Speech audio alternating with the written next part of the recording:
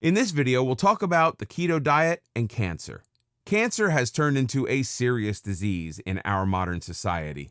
While cancer was not a large factor before the 20th century, it did exist, of course. Our modern diet and sedentary lifestyle have made cancer the second primary cause of death, with 1,600 Americans dying from this disease every day. It appears that our bodies do not react well to being exposed to daily toxins. While any cancer treatment must be guided by your physician, it's a good idea to discuss the keto diet and what it can do to help the treatment of this disease. A cancer-specific keto diet may consist of as much as 90% fat. There's a very good reason for that. What doctors do know is that cancer cells feed off carbohydrates and sugar. That's what helps them grow and multiply in number. As we've seen, the keto diet dramatically reduces our carbohydrate and sugar consumption as our metabolism is altered. What the keto diet does, in essence, is remove the food on which the cancer cells feed and starves them.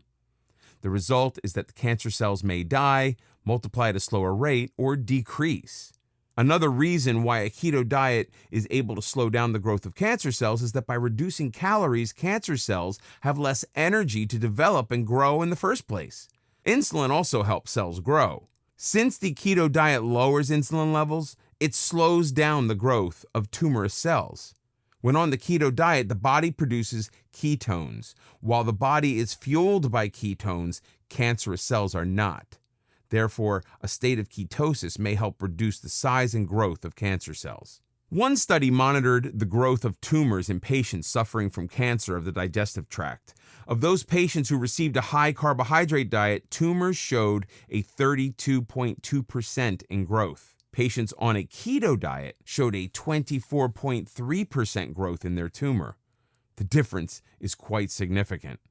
Another study involved 5 patients who combined chemotherapy with a keto diet. 3 of these patients went into remission. 2 patients showed a progression of the disease when they went off the keto diet.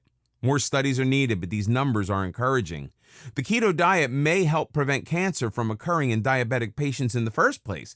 People with diabetes have a higher risk level to develop cancer due to elevated blood sugar levels. Since the ketogenic diet is extremely effective at decreasing the levels of blood sugar, it may prevent the initial onset of cancer.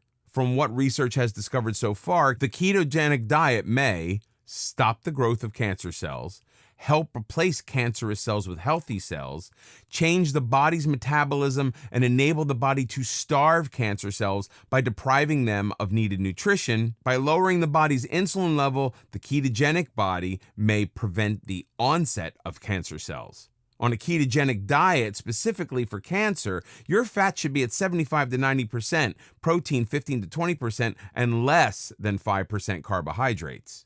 Foods to eat: eggs, including yolks, all green leafy vegetables, as well as cauliflower, avocado, mushrooms, peppers, cucumbers, and tomatoes. When choosing dairy, opt for a full-fat version of cheeses, butter, sour cream, yogurt, and milk. Eat nuts such as walnuts, almonds, filberts, and sunflower and pumpkin seeds. Foods to eat in moderation: have 1 helping of root vegetables, such as yams, parsnips, carrots, and turnips every day. Fruits contain sugar, so treat them like candy, 1 small piece per day. A glass of wine, vodka, whiskey, and brandy once a week. No cocktails with sugars.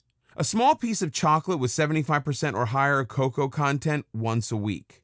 Foods to avoid: any food containing sugar, including cereals, soft drinks, juices and sports drinks, candies and chocolate. Limit artificial sweeteners as much as possible. Starchy foods such as pasta and potatoes, breads, potato chips and French fries, cooking oils and margarine. All beers.